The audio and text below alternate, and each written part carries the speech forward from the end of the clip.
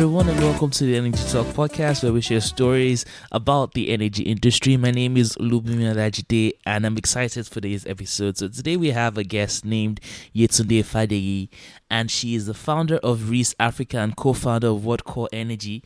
And she was recently awarded the Sheridan Scholarship to study a master's in the UK. And I had the opportunity to attend a documentary screening by her group, REES Africa, this weekend.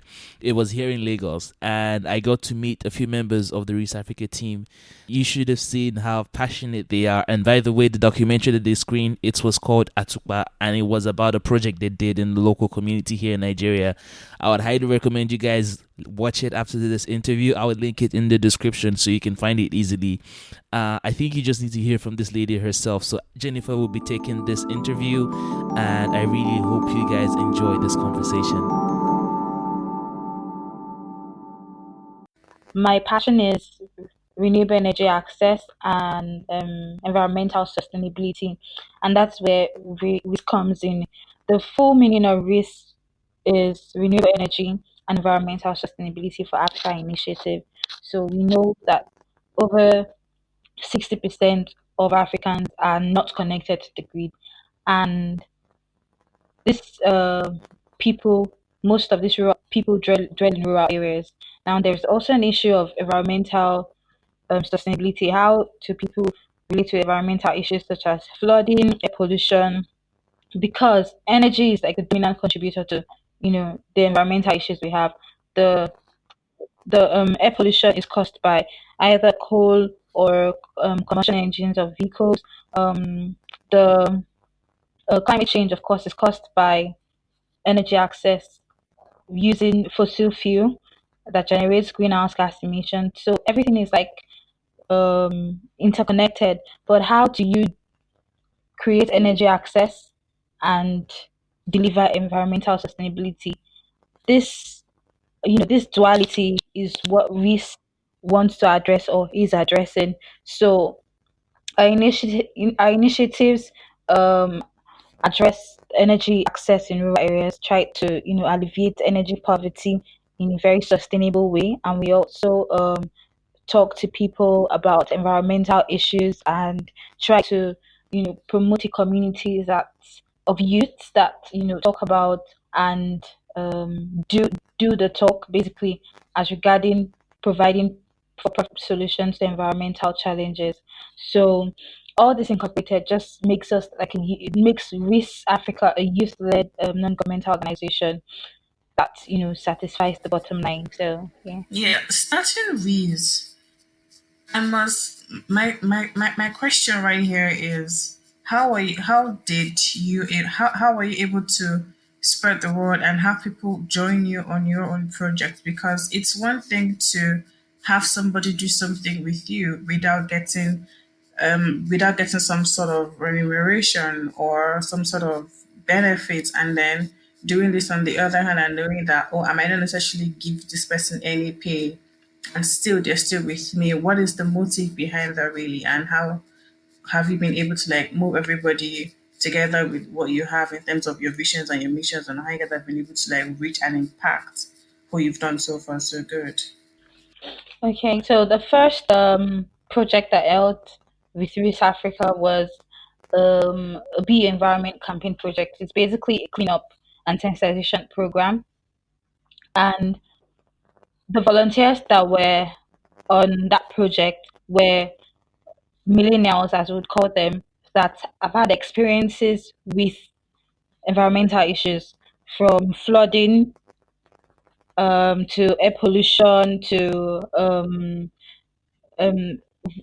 waste problem, basically waste problem, and they felt the need to make change, right? And because I mean, this particular project would satisfy this means, and for the fact that the SDGs also help propagate whatever people just want to make a difference. So it was an avenue for this youth to come together and do something different. What we do is different from the conventional um, NGO projects like feed children. People can relate to feeding children. People can relate to giving clothes or whatever satisfies the physical, this makes social benefits. But people find it hard to relate to the environmental aspect. Most people, when you approach them, you find out that yes, they're actually experiencing environmental issues. It's either they say, "Oh, it's because the world is about to end," or they just think different about it. They experience it, but they do not necessarily know the what's happening, so to speak. So these people that we've that are already part of us, the volunteers, we talk to them about these environmental issues, and since they know what exactly is happening, they can spread the word. So it's not just anybody that can be a part of REES Africa. It has to be someone who has passion for the environment, someone that understands what is happening in the space and how significant the planet is um to the sustenance of humans on here. So it's basically um creating awareness first and getting people to subscribe to what the belief is, and then teaching others to do the same. So that's basically that's basically it. Well, so for example, right now, for projects, because I would want to believe that no two projects are the same, no two cultures are the same. Whatever it is you do with one project is different from the other projects. So on a regular, how long does it take you to really get into the environment, sensitize, get the attention, get them to vote into what you're doing before you evidently like go in and then distribute all of the work you have to do on a regular? Okay, this approach, it's quite different from how we. So this is basically how we do it. Now, if you have a particular project to implement, the first point of contact is recruitment, right? And capacity building. So we recruit people that, or youths, let me be specific, that are interested in making change as regarding energy and environment. And then we sensitize them, we teach them, we build their capacity as regarding the this particular issues. And then we talk to them about the initiative or the project we want to run. And if you're on board with it, you of course you get on with it. But if you are not, it's fine. You can you can always do something else. So we try as much as possible um not to make it impose our initiatives or our projects on volunteers. Of course everyone has rights, but what we try to make them see is the urgency attached to whatever we are doing, the project we are doing. But we say, irrespective of the fact that there is a popular slang that says there is no planet B. Actually, there is. We don't. The thing is, there is no planet A or B, right? Because if we do not take action, if we do not take climate action, it is us that will go into mass extinction, and the planet would survive. So it will basically be the sixth mass extinction.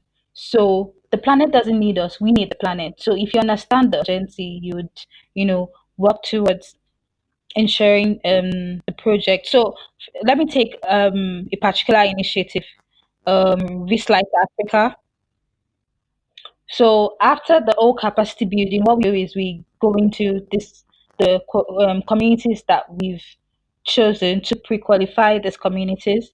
After pre-qualifying these communities, we go for a second pre-qualification, and the last stage is basically stakeholders engagement and the filling of community scorecard. Why we do stakeholders engagement is to ensure that these communities are on board with whatever services we are delivering. Now, our approach is to deliver first for the poor in the communities. That's the poorest of the poor in this community. Also, sensitize them about environmental sustainability. So, environmental sustainability is localized. For example, if it's a landlocked area, and we find out that they don't have access to clean water, we can partner with other NGOs that um, render those services to come implement in this particular area. So we basically satisfy the quintuple bottom line. We do partnerships. We are big on peace. So that's why the stakeholders engagement comes in. We are big on planet, and we're also big on the people. So we try as much as possible to deliver holistic sustainability with our approach, and we also in delivering holistic sustainability, we ensure that the environment, the social aspect, and the economic aspect is fulfilled. If the, I mean, energy is the ability to do work. If these communities that have never been connected to the grid have access to electricity, that means that their communities can become sustainable. So, as regarding social, I mean, when it gets dark for them, it gets dark. But with the introduction of electricity, they can they can do business into the night, and they can have social engagement into the night because there is electricity. Now, as regarding economy, sorry, yeah, as regarding economy, um, take for example a tailor who sells 5 hours in a day, because by probably 6 p.m. it's already that can sew into the night, making more money and sewing more clothes. So education is impacted. Um, Also the environment. They don't have to the trees that they have to cut or fell are reduced because they don't need that to generate traditional form of electricity. So the impact of what we do is way it's really really much. If you use the SDGs as an indicator, right, we fulfill the SDG 7, but if you use the SDG as an indicator for what we do, you'll find out that it doesn't just fulfill SDG 7, it fulfills 13, it fulfills SDG 1, and several other SDGs that you find out that very interconnected with the delivery of energy access. So Oh, that's quite an interesting one. But I'm going to touch a bit on your project with the Lagelu community. okay, So for for the purpose of context, Lagelu is a community in the developing country Nigeria, and this community hasn't seen power. I don't think they ever did, yeah. right? Lagelu is a local government. Yes, it has over 1,054 towns. 1,054 towns. Now, we treated three communities that have never had access to electricity, not connected to the grid. We treated three communities in Lagelu. Within the Lagelu community. Up here, it's like so here it's like how do you like get information on where to go to on who to like reach out to? Like is there like a pool of information that you need to go through? Is there like some sort of research party that goes into the field and they get information, and is there like some sort of poll that determines which tops the priority on all that? Because I'm pretty sure that there's a lot more communities or local government that have no access to this. So why was like really that special and important to the project? Okay, first and foremost, we've qualified over 19 communities across Nigeria. Lagelu was chosen because it was the first local government we could pre-qualify and get results that can be translated. So factors like the urgency, cost, um, viability of what the services we're going to deliver was is was of course important in establishing Nagelu um, as community, Lagelu as a local government that we should focus on. If we are going to consider other communities moving forward, if we're going to consider other communities, it will definitely be the same.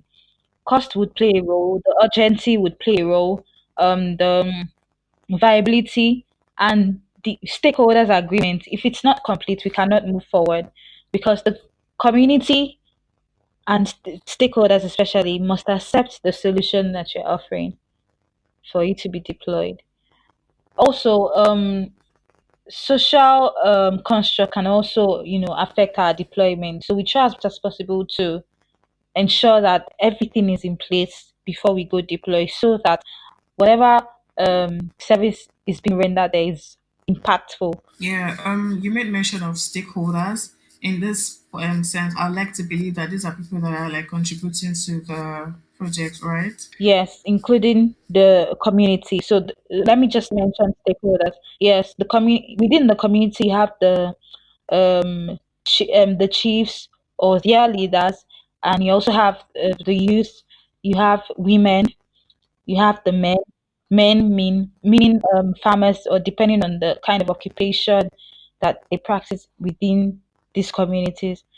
Every every of these stakeholders must have must represent, basically they must be able to express themselves and say what exactly they need, and how the energy access can affect their community, and how they think it should be deployed. And of course, agreement, they have to agree that they have allowed us to carry out this particular implementation in their community. Also, stakeholders engagement exists with the community and the local government, and the local government and the state government as well. So um, it has to be the stakeholders engagement has to be very robust, such that there are no issues moving forward, either from scaling up the services we've provided, or during monitoring and evaluation, because we try as much as possible to monitor whatever service that we've delivered for these communities, such that the impact can be lasting. So yeah.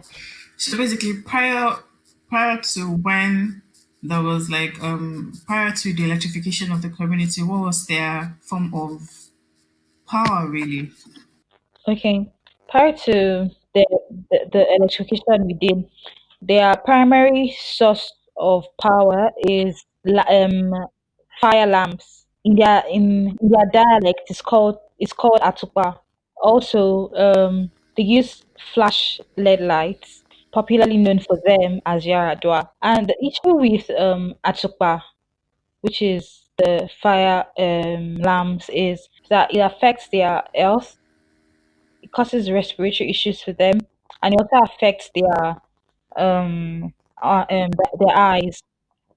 So it reduces the potency of their eyesight, and also for women, especially older women, the smoke that's been taken into their lungs and of course, into their brains through their lifetime causes dementia, because women have a particular gene, or it's more popular in women, Nigerian Okay. women. It's called the It's APOE4 called a gene. what? APOE4 Okay. gene, yes. It increases women's susceptibility to dementia. So if you take in so much of polluted air, and you have this particular gene, you are more susceptible to having dementia.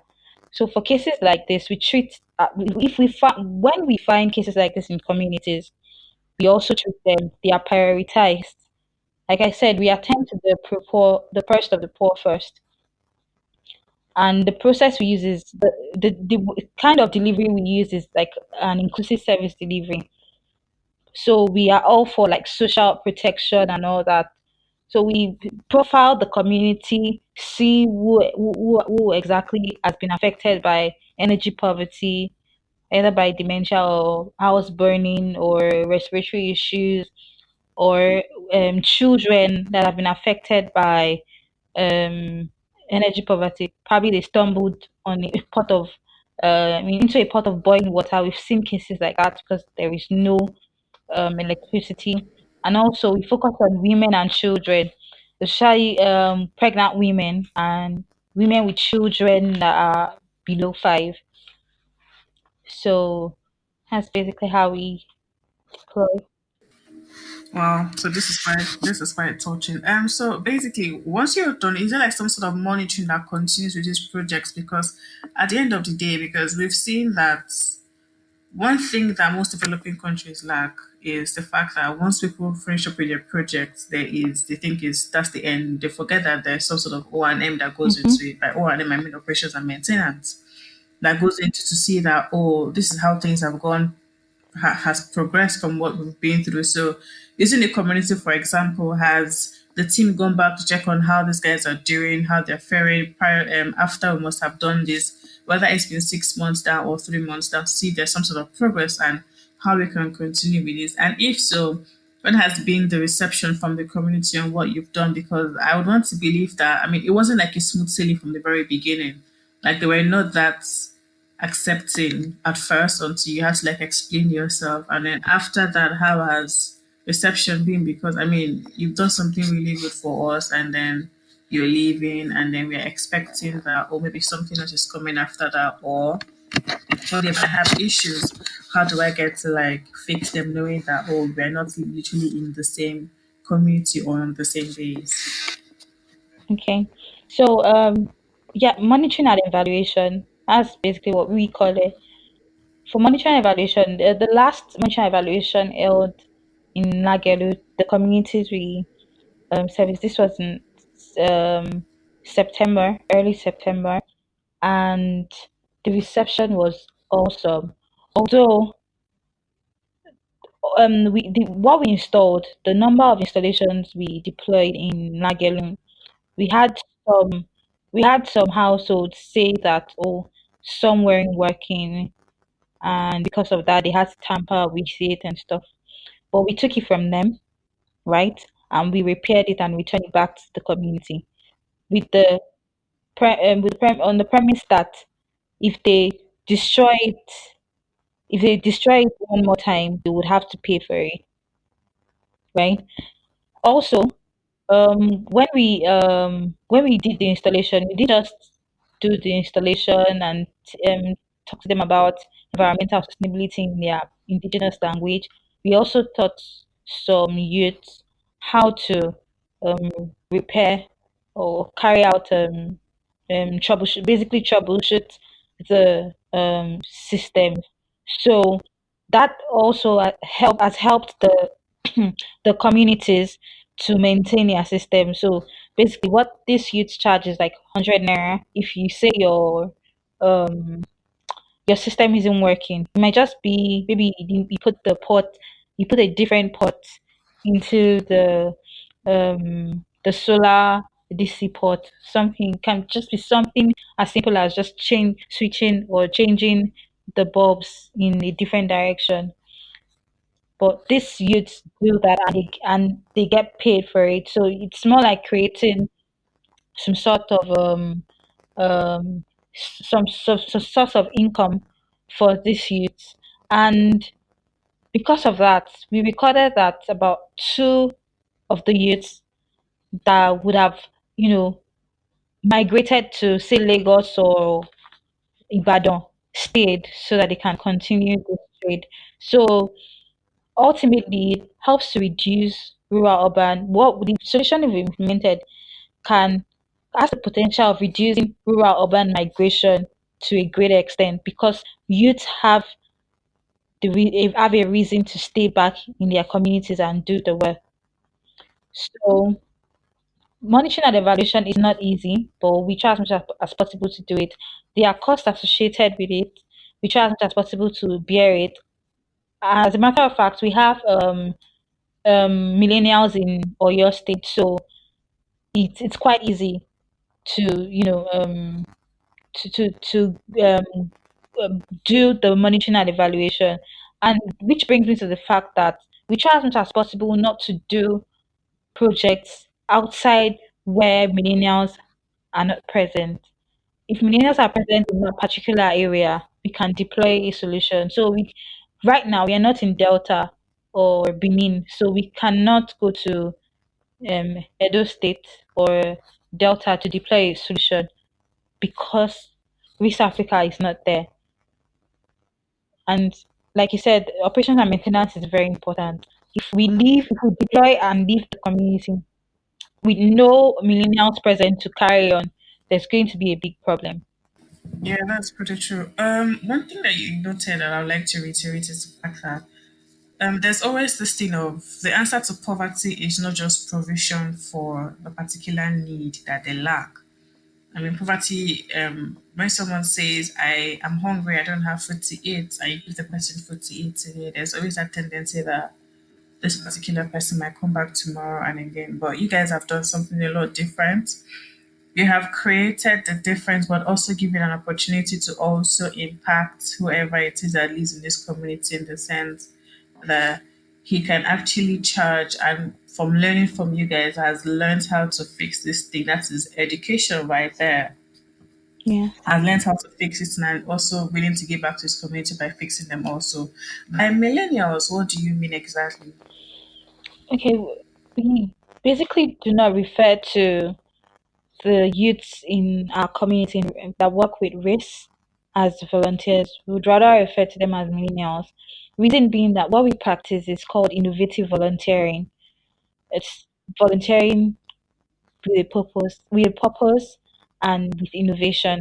Now, why we think or why we know that RIS Africa volunteers are millennials is because they have the capacity to be proactive and do things with innovation. Let me give an example. About last 2 weeks, our community invested in an LDP project that's converting nylon to um, interlocking bricks. Now, these interlocking bricks are at a lab. They're being analyzed to actually create a viable product. Now, this is this is basically the brainchild of someone on the team that has seen the reason to create value from waste, create for profit solutions from the environmental issues that we have. We have plastic pollution as an environmental issue. So if we can, if the millennial is proactive, it's not just a volunteer. You know, normally what a volunteer would probably be receptive to is, oh, the work has been done. Let's just go out there and. But a millennial is, like I said, proactive and innovative in delivering solutions. And it also brings me to the fact that our millennials are not just people that have science background or they are people that understand what it means to. So you can actually be a musician and have passion for the environment and want to see change. You know, you can be a lawyer and have serious passion and understand what it means to not switch off appliances not in use. You understand the concept, you understand what is happening in earth, and you are aware about it and willing to take responsibility. That is where millennial is to us, and that's why we refer to our community as millennials. Mm, that's very interesting. Something that you said that caught my attention there. So you talked about the plastic waste to interlocking blocks, and these are still under some sort of sample test, right? Yes, Um, yeah, so apparently this goes fully good and it's pretty much like very what's the word? I'm trying to it's like a new thing in Nigeria where I mean it kind of like cuts down the excesses that comes with having to trash things all the time, knowing that oh this can be well, recycled into exactly. something a lot more important for the community. Yeah. So I think everything pretty much is interlocking is it's in sync from energy poverty down to environmental sustainability and like I mean it's really really amazing and quite inspiring to hear you talk about all this really and all having to come from chemistry really because at the end of the day it's like I mean what has been the underlying factor behind this but at the end but then it's like there's a problem, you want to fix it. There's a solution, but not everybody really has the answer to. But not everybody's really as smart and is a go getter to actually get their things out. So on Rees, I would say, I mean, it's really good what you guys are doing over there, and knowing all the things that you do so far so good. I mean, there has to be some sort of fears, some challenges, because from what you've been able to, from what I've been able to get, I mean, starting Rees and having a chemistry background, I mean, how were you able to like juggle the whole thing together, really? Okay, so as regarding challenges, I mean, every day challenges are being faced, but essentially the major challenge we face in REES Africa is fundraising. Fundraising is a big issue. But we try as much as possible to, prefer solutions to, achieve our bottom line. But essentially, our challenge has always been fundraising. If there is funds, there is nothing that we cannot do. There is nothing that we cannot achieve. So another challenge would be getting, there is this societal construct about volunteering and about Nigerian youths. What is in it for me? Yeah, what is in it for me? But if we all get to a position where, or we get to that stage where we realize that the thing for me is that my generation gets to survive. My generation gets to the future generation rather would not have to spend every penny they make trying to preserve the planet because I destroyed it, right? And they will be so focused on trying to, you know, adapt or mitigate the environmental issues that would happen to them in the future just because I did not play my part. So the challenge is actually getting people to see exactly what it is. Yeah, religion also plays a part because so many people that we've talked to as regarding environmental campaigns, specifically climate change, believe that it's because the world is about to end. That's why we have these issues, happening around us. I would, I would say it again. The world is not about to end, not anytime soon. What is happening right now is as a result of human activities, and this has actually affected the planet. Going back to the 18th century, or let's just bring in the 19th century, early 90s. If you look at Earth from space, you would see a significant difference with the blue and the green. It was really obvious, but you need to take a look at Earth in 2019. It's almost as if Earth is dying. And it is true that we are facing a mass extinction. I mean, animals are going extinct. The things that make our habitat real are actually disappearing. The Amazon. People would say, "Oh, the Amazon is generating the oxygen for for the whole population." That is a lie. The Amazon uses the oxygen that it generates because there is a flying river in the Amazon.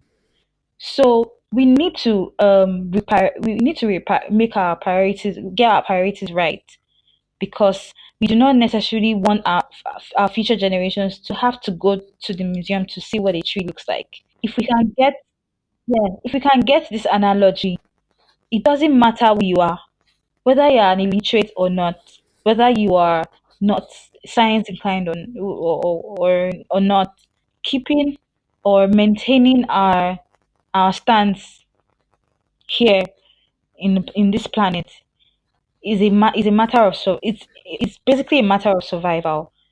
We have to survive, not just because of our own generation, but for future generations as well. Because of course we would want to give birth, and we would not want our children to suffer. And the thing that really keeps me up at night when I think about this whole scenario is that the world will not just come to an abrupt end. People would suffer from different hurricanes happening, volcanoes, um, disastrous event happening, and it's more like a painful death. So it is really, essential that we prioritize what our um what we think is, right, and what we think is just to do. If you look at our governments nowadays, even way back, what they would do is prioritize the economy over the environment, or the economy and social over the environment. They will never concentrate on the environment if there is no gains towards the bottom line, or their own bottom line. If they have to consider the environment, it has to be short term gains, not long term. They are not interested. If we understand the fact that there is no society or business without the environment, would go a long way. We need to place the economy, the environment, and social benefits side by side whenever we make our decisions. I know that there will be some trade-offs, but as long as whatever decision we make fulfills what the Brundtland Commission has defined sustainable development as, then we are good to go. If not, there's going to be a problem. So on that, I'd like to say I'd like to say that knowing fully well that, I mean, we see the way the world is going, and we know that even our government itself, I mean the Nigerian government, let me use that, is not fully paying attention to what is currently happening. So then what does REES have to do with the way things go in the coming years? Pretty much in the sense that, like, what are the visions for REES, and and how does it tie into the development of the society? Um, Risk Africa, it's like I mentioned earlier, what we are doing, we are also trying to engage our millennials to deliver solutions to environmental issues. As regarding policy, we try as much as possible to involve ourselves in with the government. So during stakeholders engagement, we um, we basically ask the local government what their agenda is on energy access, and we've also had close meetings and workshops with the Lagos State government, which I believe that they are doing a wonderful work as regarding implementing or coming up with the climate action plan 2020 for Lagos State. Lagos State is pretty much interested in climate action because of the involvement of C40 cities and very, you know, very, how will I put it? Very um, great individuals basically that are interested in climate action. So we try as much as possible to involve ourselves in that space. And also in the coming years, RIS Africa would be engaging more with ensuring more policies basically for climate action, and rural electrification is done not just in Lagos but also across other states that I would say are not socially included basically. So if you talk about places like Ogun State, there are still communities that do not have access to electricity, and there is no climate action plan being implemented in such in that scope basically. So we'll try as much as possible to, you know, engage every state to come up with their own climate action plan and rural electrification agenda that adequately includes renewable energy, in satisfying the bottom line. Yeah, that's quite a good one. I hope it all goes into fruition. So from REES Africa, you kind of moved on to Wattcore. So Wattcore Energy is some form of, it's an energy company if I'm not mistaken, right? Yes, it is. Yeah, so moving all the way from Raise Africa to like Wattcore, I mean, I know there's a similarity between both of them. So then what now inspired Wattcore on its own? Because I mean, Raise Africa is I wanted to like give back to my society, and I know that there is a plaguey problem that we are all seeing, and everybody needs to like take action to this. And I'm doing this because I know that it's what is needed to be done. Else, like we're all going to like round up, not knowing what is happening to us, and then there's Wattcore. So, what is like the brain behind all this? Okay, so basically, Wattcore focuses on urban areas. Now, yeah, 59.4% of Nigerians' population are not connected to the grid, right? But the other population suffer from like epilepsy power supply, right? And you would find out that a lot of people in urban areas generate their own electricity. They have big generators, fossil fuel powered, and they just try as much as possible to source for independent power. But what happens to they are still dispensing fossil fuel? They still burn diesel and all that. Who's going to cater for their needs, right? So what Wadco does, although it's for profit and has um a CSR responsibility, it's CSR status to solve climate change issues as well as environmental issues. But essentially, Wattcore is focused on urban areas, energizing urban areas through renewable energy. So Wattcore delivers solar, wind, and small hydro plants. Basically, we also do like an hybrid solution and energy management to further, you know, deliver on the sustainable energy access plan. So it because West Africa cannot necessarily service urban areas. Urban areas, number one, they are the energy is very energy consuming. We cannot definitely pay for. I mean, they are not poor. They they can it can sustain the urban areas can sustain itself because money is in circulation, right? But for rural areas, it's a different case scenario.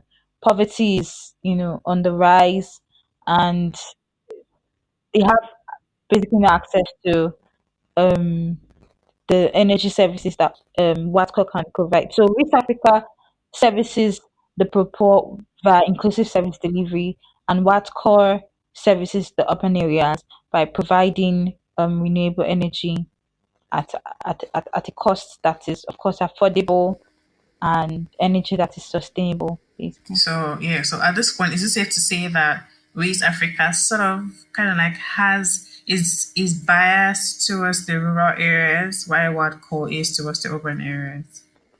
Well, if when you put it like that, actually West Africa is focused on the poor. So the community can be in a rural area but a slum.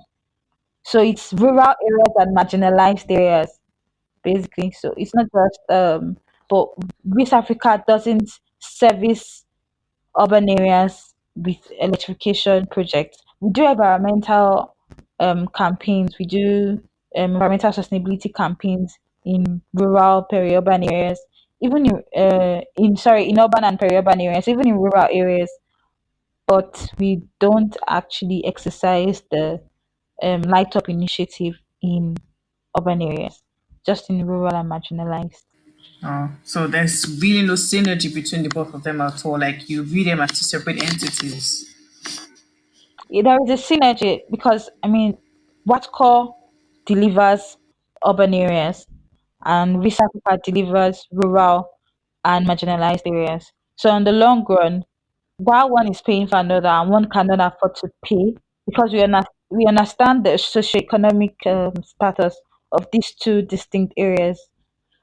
So yeah. Oh, okay, so that's a good one there. But then the thing that always plagues me at the end of the day is um I might be biased. In short, I am actually biased to this, and I always like to get people's opinion because I am a woman.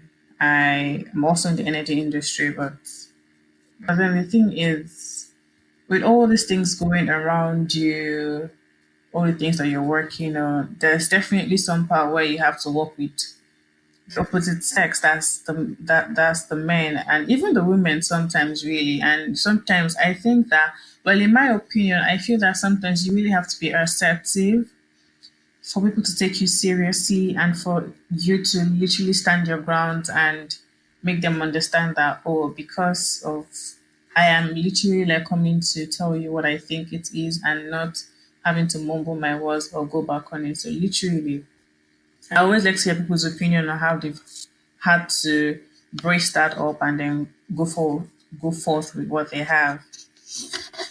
Like you said, it's just been assertive and, like I would say, not being flexible. Not being flexible meaning that it's not like you say, oh, you see something that is wrong and still, try and defend it. Not being flexible meaning that you are not easily swayed by what you think is the truth. Yes, it is difficult in this male-dominated sphere. It is difficult to, make change, but you have to, because thousands of lives depend on trying ensuring that you make change. As long as that is at the back of your mind, you would put your best foot forward in ensuring that change is made, irrespective of gender. I'm not a feminist. I'm an egalitarian, but I believe that um feminism is incorporated in egalitarianism. I believe that there is more to just life is the whole thought is not just about the gender, but also about how a female white is equal to a female black, right? So it's way more about gender. It spans into equality for like all, irrespective of your background or your worth or whatever it is. We are all equal. So I carry that perspective into whatever I do. So if I'm speaking with the opposite gender, and or I'm getting wrong notions about my proposition from the opposite gender, I do not address the I do not address the opposite gender as, oh, because it's because you're a guy. That's why I say it this way. I try to state my opinions convincingly, and I try as much as possible to make a difference. I try as much as possible not to accept defeat just because I'm a lady or because I'm of the female gender. If if I'm disappointed or I get sidelined, I work twice as hard to ensure that I get back on track and go for gold basically. So I do not let societal norms define me, or whatever. I'm not basically aware of what is happening with the male and female gender, or what it is in a male or male dominated world, so to speak. So I just do my thing and put in my best. Oh, that's trying to like tune off all the conversation you think you and that's basically spinning around you. Like here's what's happening. But it must actually be a lot to actually do that. Like put like a blind eye towards something like that. But then I mean, whatever works for you. But when it comes to if you sideline me because of my background or or worth, so to speak, there's going to be a problem. Wow. There's going to be a big problem because, like I said, I believe in equality for all, irrespective of gender, background. That's basically what I'm big on. That was quite a conversation. This was a very different week for me, stepping away and having Jennifer come on to have her first interview with Yetunde, and I think she did a fantastic job. And this is such an inspiring story, but I think Jennifer capped it all off really excellently in the end reaction that she sent to me. So at the end of the whole thing, it kind of gives you an idea that it gives you the thought that not only money cash gets to be like a motivating reason to do certain things. Passion really is. I mean, having to have had a chemistry major and then moving all the way, like turning it around to energy, sustainability, I mean, environmental awareness and all that. I mean, that is really a big one. And I hope that our readers have been able to like take something, our listeners rather, have been able to like take something out of this. So, on that note, see you next time on the Energy Talk.